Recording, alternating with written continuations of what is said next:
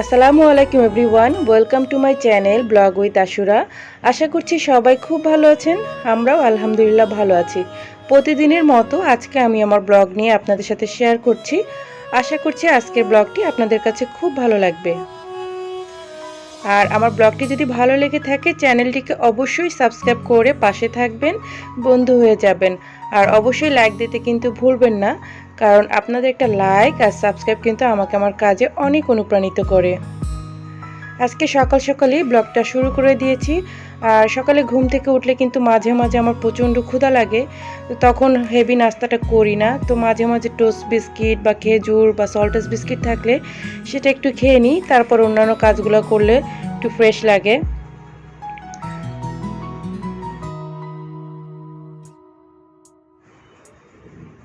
রাতে যে থালা বাসনগুলো থাকে সেগুলো রাতেই আমি চেষ্টা করি পরিষ্কার করে রাখার জন্য, কারণ রাতে কিন্তু থালা বাসনগুলো ফেলে রাখা ভালো না। তো চেষ্টা করি সবগুলো ক্লিন করে রাখার জন্য। টুকটাক কাজগুলো কিন্তু সকালে করে নেওয়া হয়, তারপর আসলে নাস্তার ব্যবস্থা করে নেওয়া হয়। প্রথমেই কিন্তু আমি আজানের খাবারটাই রেডি করে নিই। আজানের খাবারটা রেডি করে একটু চুলায় গরম পানি দিয়েছিলাম। ওই পানিটা আসলে বেসিনের নিচে ঢালি, কারণ এই কয়দিনে কিন্তু অতিরিক্ত তেল চর্বিতে বেসিনের পানি আটকে যায়। তো গরম পানি দেওয়াতে হয় কি, বেসিনের পানিটা কিন্তু খুব তাড়াতাড়ি পরিষ্কার হয়ে যায় এবং ময়লা থাকলে সেটাও চর্বিটাও গলে যায়। আজকে সকালে নাস্তায় একটু রুটি বানিয়েছিলাম, রুটির সাথে নেহারি করেছিলাম। আর নেহারি দিয়ে কিন্তু সবাই আসলে রুটি খেতে খুব পছন্দ করে। অল্প করে নেহারিটা রান্না করেছিলাম। এদিকে আজান ঘুমাচ্ছে এখনও, তো লাইটটা অন করে দিলাম, তারপরও ঘুম থেকে উঠছে না। তো এই ফাঁকে কিছু ফার্নিচারগুলো আমি একটু ক্লিন করে নিয়েছি। প্রতিদিন আসলে ফার্নিচারটা ক্লিন করা হয় না, তো একদিন পর পরই আমি চেষ্টা করি ফার্নিচারগুলো মুছে নেওয়ার জন্য, তাহলে ধুলাবালিটা আসলে থাকে না।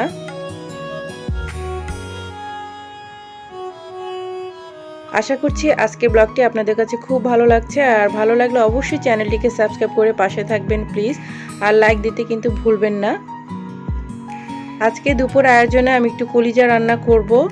আর কলিজাগুলোকে কিন্তু ছোট ছোট টুকরো করে কেটে নিয়েছি, আর উপরে যে পর্দা থাকে সেটাও।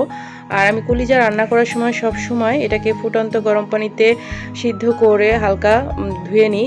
এতে হয় কি, যে ময়লাটা থাকে এবং কলিজার যে কালো একটা ময়লা বের হয় সেটা কিন্তু খুব সুন্দর করে পরিষ্কার হয়ে যায়।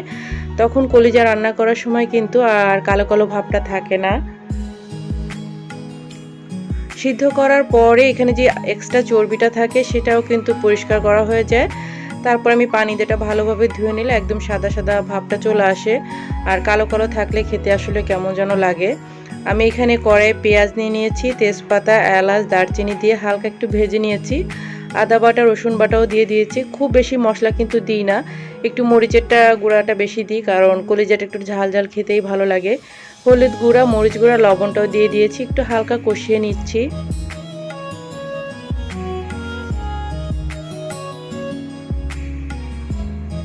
ধুয়ে রাখা কলিজাগুলো এখন আমি দিয়ে দিচ্ছি। আর দেখে কিন্তু বুঝতে পারছেন কলিজার কালো ভাবটা কিন্তু একেবারেই নেই।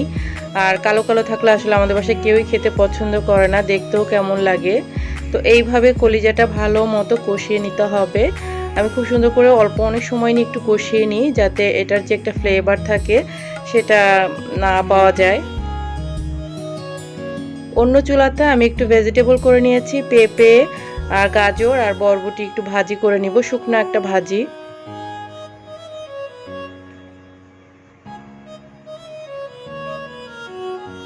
কলিজাটা কিন্তু অনেক সুন্দর করেই কষানো হয়ে গেছে, দেখেই বুঝতে পারছেন। এখন আমি এখানে 2 কাপ পরিমাণ হালকা কুসুম গরম পানি দিয়ে দিব। আর কুসুম গরম পানি দেওয়াতে কিন্তু কলিজাটা একদম শক্ত হয়ে যাবে না, নরমই থাকবে। তো চেষ্টা করবেন আপনারাও যে কলিজা রান্না করার সময় কুসুম গরম পানি বা গরম পানিটা অ্যাড করলে, তাহলে কলিজা কিন্তু অনেক সময় শক্ত হয়ে যায়, খেতে ভালো লাগে না। কলিজাটা একটু কষানোর পরেই কিন্তু আমি আলু দিয়ে দিয়েছি। আর আলু দিলে একটু মাখা মাখা ভাব হয়, খেতে কিন্তু দারুণ লাগে। দুপুরে কলিজা ভুনা, পেঁপে ভাজি, ডাল রান্না করেছি। আর একটু দেশি মুরগিটা সাদা করে অল্প মশলা দিয়ে রান্না করেছি আমার শ্বশুরের জন্য, আর বাচ্চারাও খেতে পারবে। আর তাড়াহুড়া করে রান্নার কাজটা শেষ করতে হয়েছে। লাঞ্চ একটা দাওয়াত ছিল আরিশা বাবার বন্ধুর বাসায়, তো ওখানেই কিন্তু যাওয়ার প্রিপারেশন চলছিল। আর সেখানে যেয়ে দেখি তো খাবার ভরা টেবিলে আসলে কোনো জায়গায় ছিল না, খাবারই দেখা যাচ্ছিল। ভাবি তো এত পদের খাবার তৈরি করেছে যে আপনাদের সাথে শেয়ার না করে পারলাম না। সে 4 থেকে 5 পদের রাইসই করেছিল, পোলাও ভাত, খুদের ভাত, খিচুড়ি, নর্মাল ভাত, তারপরে লাল চালের যে ভাতটা থাকে সেটা, ডাল রান্না করেছে। আর সবচেয়ে মজার আকর্ষণ ছিল হচ্ছে অনেক পদের ভর্তা। এখানে কিভাবে যে এত পদের ভর্তা করলো বুঝলাম না। অনেক পদের ভর্তা এবং ভর্তাটা দিয়ে কিন্তু আসলে খাওয়া হয়ে গিয়েছে। এখানে ডিম ভুনা করেছে, চিকেন রোস্ট, গরুর মাংস, চিকেন দিয়ে একটা চাইনিজ ভেজিটেবল, আর ভর্তার মধ্যে ছিল আলু ভর্তা, বেগুন ভর্তা, চাপা শুটকি ভর্তা, টাকি মাছের ভর্তা, তারপরে হচ্ছে ধনিয়া পাতা ভর্তা, লাউ পাতা ভর্তা, কালো জিরার ভর্তা, মরিচ ভর্তা। তো এগুলো দিয়ে খেতে খেতে আসলে কি বলবো, পেট কিন্তু একদম ভরে গিয়েছিল। এরপর আবার ডেজার্টও ছিল, সেগুলোও কিন্তু আর খাওয়া যায়নি। খাওয়া দাওয়া শেষ করে ভাবিদের বাসায় একটু টাইম স্পেন্ড করে সন্ধ্যার আগে চলে এসেছিলাম বাসায়। আর এখন আপনাদের সাথে ভিডিও শেয়ার করছি। আর কালকে একটা ভিডিও করেছিলাম, কালকে ছিল আরেকটা জায়গায় দাওয়াত, আরিশা বাবার ফ্রেন্ডের বাসায়। সেখানেও কিন্তু খুব আমরা মজা করেছি, সেখানেও রাতের দাওয়াত ছিল। তো আজান আরিশা খুব খেলছিল। ভাইয়াদের বাসায় আসলে এতগুলো পার্সিয়ান ক্যাট ছিল, আজান আরিশা খুব মজা করে খেলছিল। ওরা আসলে মাঝে মাঝে ওই বাসায় যায়, বিড়ালের সাথে খেলা করে। তাদের 17 থেকে 20টা হবে হচ্ছে পার্সিয়ান ক্যাট। তো বড় বড় অনেকগুলো বিড়ালও ছিল এবং তাদের বেবি ক্যাটগুলো হয়েছিল, অসাধারণ লাগছিল। আমি মূলত ক্যাট দেখলে ভয় পাই, বাট বাচ্চারা কিন্তু খুব উপভোগ করছিল। আর আজান তো বিড়ালের সাথে খেলতে খেলতে একদম অস্থির, খুব টায়ার্ডও হয়ে গিয়েছিল।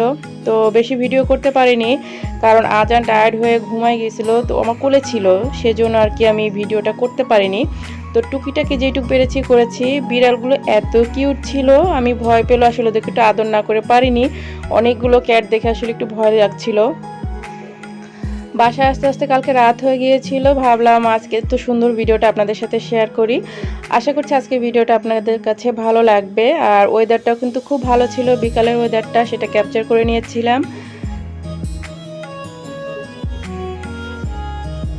এরই মধ্যে দিয়ে আমি আজকের ব্লগটি শেষ করছি। আশা করছি আজকের ভিডিওটা আপনাদের কাছে ভালো লেগেছে এবং চ্যানেলটিকে অবশ্যই সাবস্ক্রাইব করবেন। পরবর্তী ব্লগটি দেখার আমন্ত্রণ জানিয়ে বিদায় নিচ্ছি। আল্লাহ হাফিজ।